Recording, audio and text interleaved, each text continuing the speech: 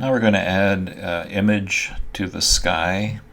Just as a reminder, in the first video in this series, I explained how to download all of these images. So review that in the first video if you don't have these images in your project folder. So let's first let's make a new material.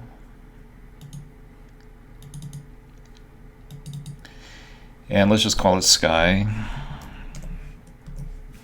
Disable the reflectance channel and enable the color channel.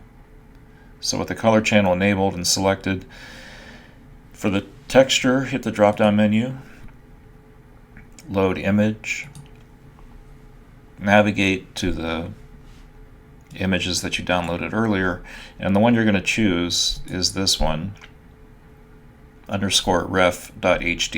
So it's 15.2 meg. This is what it looks like. Make sure you're choosing the correct one.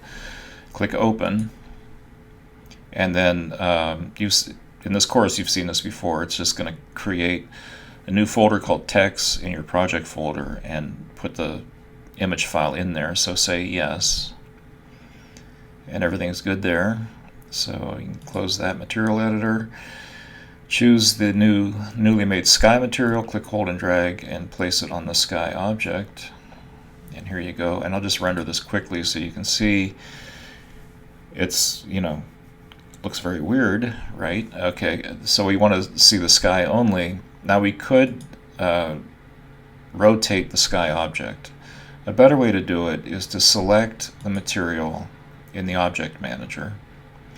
And then what we're going to mess around with is the offset U, offset V. So like U and V is analogous to X and Y when we're talking about images on surfaces. So if I change offset U, it'll scroll horizontally, and I'll just move out so you can see that. So I can go back and forth, and it's scrolling horizontally. What I want to do is get the sky, the clouds,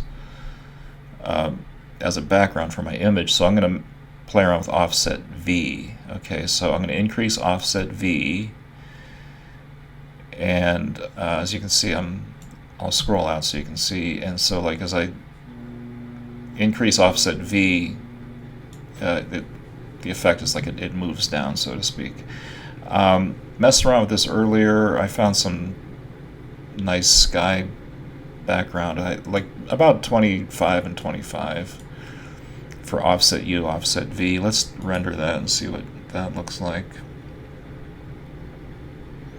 That looks pretty nice. So get your image looking similar to this, and we'll make a render of this. So let's do it together. Let's go to the render settings, or pardon me, I'm going to render to picture viewer. Let me do that again because I'm saying one thing and doing another. Okay, go to render to picture viewer.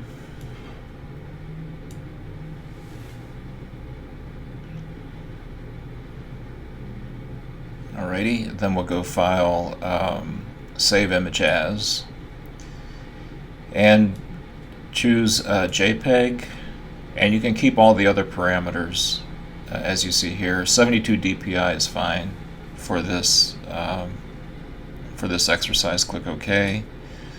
Navigate to your project folder, and let's save this one as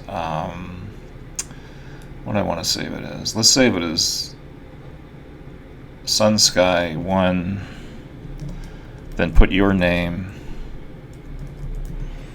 and that's good because there's two uploads for this exercise. So this is Sun Sky 1 your name.jpg. Click save, and that'll be one of the files you have to upload for this exercise. And in the next video I'll explain what the second part of this exercise is.